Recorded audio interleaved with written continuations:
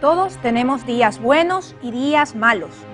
Pero, ¿qué pasa cuando estos días malos llegan para quedarse y se convierten en algo habitual e incontrolable, que incluso puede llevar a atentar contra la propia vida? Lucero nos presenta un reportaje sobre la depresión, una enfermedad que según la Organización Mundial de la Salud afecta a más de 300 millones de personas.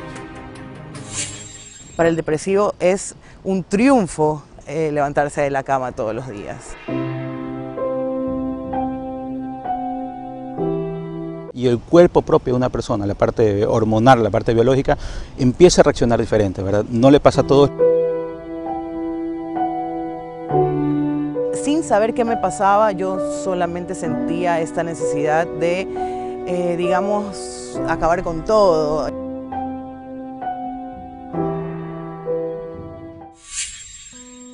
La depresión es un enemigo silencioso, y aunque esta frase bien puede calzar para otro tipo de enfermedades, para esta lo es mucho más, ya que suele ser minimizada e ignorada, tanto por el paciente como por su entorno. Cecilia, por ejemplo, no entendió sino hasta muchos años después que esa sensación que la acompañó durante la adolescencia y que incluso la llevó a autolesionarse era depresión. La misma enfermedad que se manifestó en la vida de Daniel tras enfrentar una etapa de dificultades personales y laborales y que según la Organización Mundial de la Salud afecta a aproximadamente 300 millones de personas en todo el mundo. Una cifra lo suficientemente considerable como para dejar de ver a la depresión como algo imaginario, sin importancia y que desaparecerá así como llegó. Es una enfermedad más, como la diabetes, es una enfermedad más como problemas del corazón, problemas cardíacos. Es real y se lo debe atender como tal. De hecho, la depresión es considerada por la OMS como la principal causa de discapacidad en todo el mundo y que entre 2005 y 2015 el número de personas a las que se les ha manifestado esta condición ha aumentado en un 18%. Cree que los va a hacer sentir incómodos y la idea justamente es perder esta incomodidad, entre comillas, y perder el miedo y empezar a hablar, porque por más fatalista que suene, si no hablamos, morimos. Entonces tenemos que hablar de esto cuanto sea necesario para poder detectar a tiempo y si lamentablemente no se puede detectar a tiempo, empezar a ayudar a la persona que ya está profundamente enferma con esperanza de vida digna, de vida normal, de poder ir a trabajar, de poder conversar del tema sin miedo. Esa es la iniciativa, que se trate esto de abrirse el espacio y que sea detectado esto como o considerado esto como una enfermedad, una discapacidad. Pero en torno a la depresión hay una serie de mitos que es preciso aclarar para poder encontrar soluciones oportunas. La depresión se suele ver como cuestión de estado de ánimo, cuando en realidad es un asunto que tiene que ver con el funcionamiento del cerebro. Esta se debe a que los neurotransmisores, o sea, las sustancias químicas que se encargan de la transmisión de las señales desde una neurona a otra, no funcionan correctamente, porque sus niveles son muy bajos. Esto provoca que la información entre la parte racional del cerebro y la que da respuestas automáticas ante situaciones de estrés no circule correctamente. Existen muchísimos problemas orgánicos y fisiológicos que hacen que la persona tenga una tendencia a estar depresiva y eso puede ayudarse con la farmacología. Eso es una parte de un tratamiento integral que debe recibir un ser humano, porque nosotros no solamente somos físicos, sino que también somos mente y también somos sociedad. Por eso el ser humano es una persona psicobiosocial. Entonces el médico farmacológico, el médico psiquiatra atiende ese lado. Pero después viene el psicólogo clínico a atender la subjetividad, que es lo que nos inunda al ser humano y lo que nos provoca cierto tipo de trastornos como el que es el depresivo. Entonces nuestras emociones, nos ayuda a manejarlas bien, a enfrentar los problemas que estamos teniendo, y eso es indispensable. Pero además también existe, el ser humano no solamente depende de eso, sino que también depende de una inclusión social, debe ser funcional en la sociedad, y ahí entran diferentes tipos de terapias ocupacionales, por ejemplo, que logran estabilizar la psiquis del ser humano. Por eso, la depresión es distinta de las variaciones habituales de estado de ánimo y de las respuestas emocionales breves a los problemas de la vida cotidiana. Es decir, hay una pérdida del interés, hay una pérdida de las ganas de hacer las cosas, inclusive hasta de disfrutar de lo que cotidianamente se disfruta, pero no interfiere en sus actividades laborales. Es decir, es funcional, ¿sí? En una menor intensidad, pero es funcional, la depresión leve. Puede convertirse en un problema de salud serio cuando es de larga duración e intensidad moderada a grave, pues llega a alterar actividades laborales, escolares y familiares, y en el peor de los casos puede llevar al suicidio. O sea, comienza ya a interferir, pero no incapacita al ser humano en poder realizar las actividades. O sea, se vuelve como más lento, como más pesado, más distraído inclusive, y ya hay manifestaciones de un descuido personal. Situación grave, ya prácticamente el ser humano está incapacitado de poder realizar actividades, ya no sale de su casa, ya está acostado, o lo contrario, tiene muchas alteraciones en el ciclo del sueño, hay pérdida del apetito, hay una pérdida de peso corporal, ya hay manifestaciones o deseos de morir, ¿no? Inclusive pues el intento de suicidio. De los 300 millones de personas que viven con depresión en el mundo, se estima que 50 millones pertenecen a la región de las Américas y que Ecuador se ubica 1º en la lista de depresión en Latinoamérica de la OMS con una prevalencia del 4.6. Según una publicación del Ministerio de Salud Pública en 2015, hubo 50.379 personas con diagnóstico presuntivo y definitivo por depresión, siendo mayor el número de mujeres que de hombres por una relación de 3:1.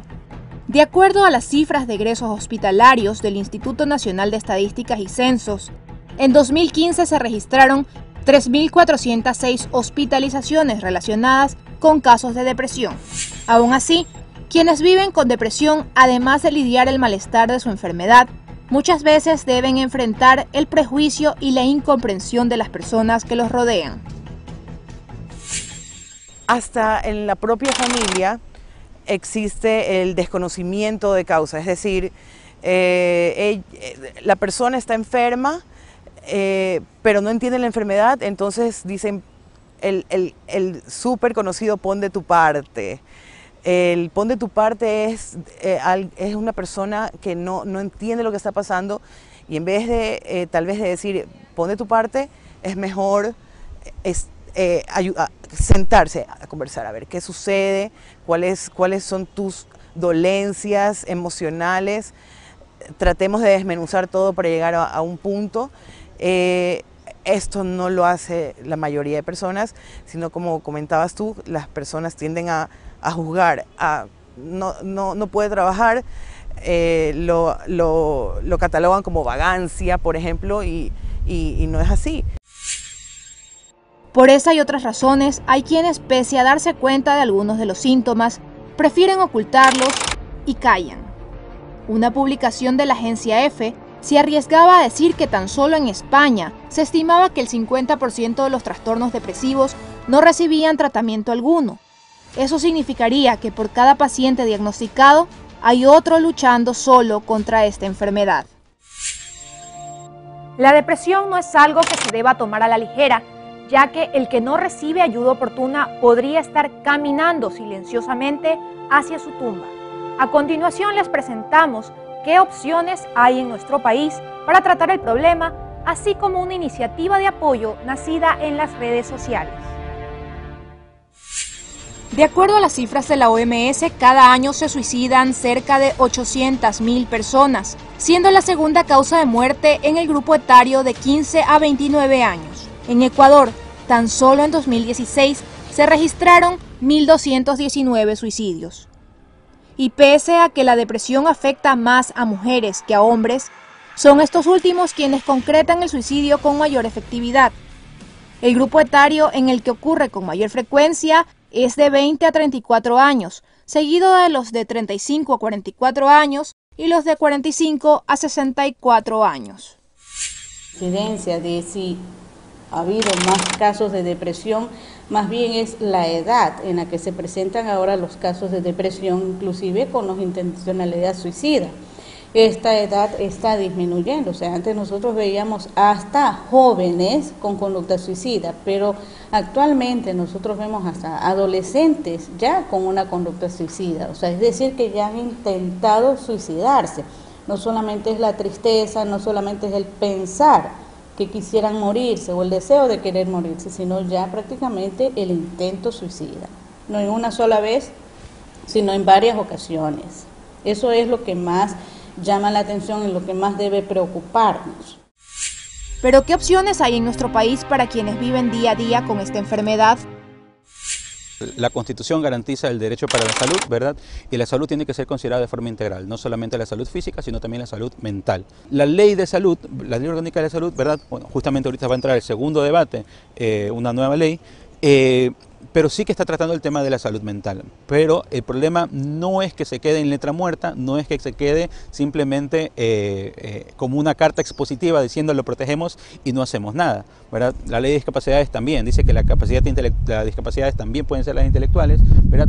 Y ahí es cuando empieza a entrar ya el Ministerio de Salud, ¿verdad? Con esta dirección de discapacidades, con esta secretaría, que lo que se encarga justamente de decir en qué momento vamos a contar que es una discapacidad. En el caso de la depresión, la van a contar como una discapacidad siempre y cuando sea una depresión crónica, siempre y cuando sea un trastorno depresivo recurrente, ¿sí? No cuando es un estado de depresión, no cuando es una depresión severa, sino que cuando ya es un estado, ¿verdad?, crónico que dura durante el tiempo, ¿verdad?, donde decimos, esta persona necesita tratamiento, esta persona necesita simplemente, es decir, no es una cuestión de que se la puede curar ya, sino que es una cuestión que necesita un tipo de tratamiento largo que quizás esa persona por el resto de su vida va a tener ese trastorno. Entonces, ahí lo empiezan a considerar como una discapacidad. En 2017, cuando el Ministerio de Salud lanzó la campaña Depresión Hablemos por el Día Mundial de la Salud, anunció que de 2008 a 2016 incrementaron el número de profesionales de psicología en los establecimientos de salud de 62 a 769 y el de psiquiatras se triplicó a 55. Además, que la red de salud pública cuenta con 471 centros de salud con atención ambulatoria, 41 centros de salud con atención ambulatoria intensiva y 22 unidades de salud mental hospitalaria. Además, existen organismos privados como el Instituto de Neurociencias de la Junta de Beneficencia de Guayaquil que estudian esta patología. La incidencia nuestra es alta, ya que debido a esta razón tuvo la necesidad del instituto de crear una área que se llama el área de vida, especialmente para aquellas personas en estas condiciones que por su misma condición clínica no era posible tener una buena recuperación estando en una sala junto con las otras patologías de psiquiatría. Esta sala está prácticamente ocupada por 20 camas. Hay periodos en el año en que esta influencia disminuye un poco, pero nunca hemos tenido la sala vacía. No, es más, hay periodos en el año que son los meses ya de septiembre, agosto, que la sala prácticamente está llena. Pero lo más importante para alguien con depresión es saber que no está solo. Por eso, desde hace unos pocos meses, la comunicadora Cecilia Zavala y el abogado Daniel Curi, quienes han experimentado la enfermedad en carne propia, llevan adelante una iniciativa a través de redes sociales para que la gente conozca sobre la enfermedad y sean más quienes puedan pedir ayuda. Que la gente empiece a reconocerse, a decir, yo no sé qué me pasa, pero me siento muy mal.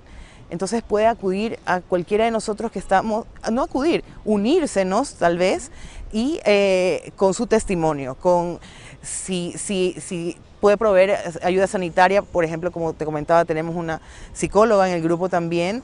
Ella es la persona que está discerniendo todo nuestra información, porque nosotros le botamos todos los días información de cómo nos sentimos. ella clasifica la información en cuanto a nivel de la enfermedad, todo esto puede ser, nos pueden contactar a nosotros y nosotros simplemente lo acogeremos a esta persona la vamos a incitar a que también se una a nosotros y que nos ayude y que esto llene a la persona, porque cuando tú estás ayudando, la gente dice, ayúdate a ti mismo para ayudar. Yo siento que me estoy ayudando a mí misma tratando de ayudar a otras personas. Ayuda oportuna de profesionales y paciencia por parte de su entorno es lo que necesitan quienes viven con esta enfermedad. Sí hay cómo salir de la depresión. Esto ha sido todo por hoy. Hasta la próxima semana con más de Artículo 18. Tengan muy buenas noches.